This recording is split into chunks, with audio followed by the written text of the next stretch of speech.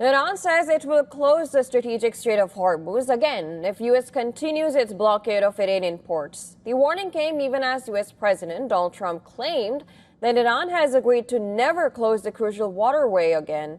But Iran's parliament speaker, Mohammad Bagher Ghalibaf, accused Trump of making false claims.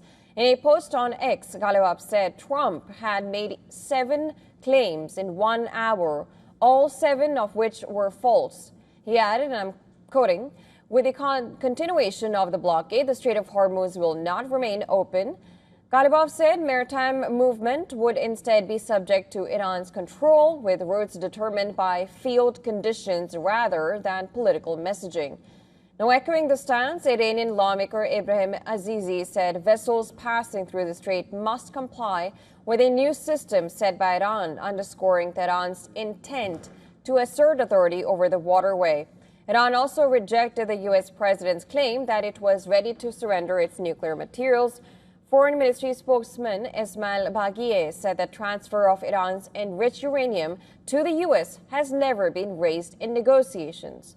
While Trump has claimed that the United States and Iran would jointly remove uranium from Tehran's nuclear sites with excavators under any peace deal.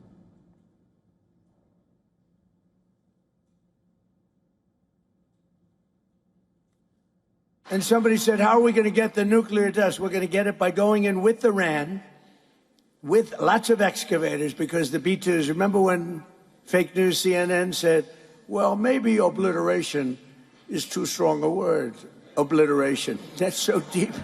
We need the biggest excavators you can imagine, but we're going to go in together with Iran, we're going to get it, and we're going to take it back home to the USA. Very simple. Now, Trump has sounded upbeat about the chances of peace deal with Iran, saying that there are no sticking points and a deal is very close. But a senior Iranian official said that significant differences between Iran and the U.S.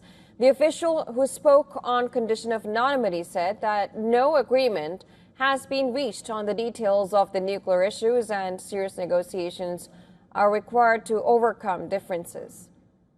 And to give us more details on this, my colleague Susan Derani sent us this report from New York.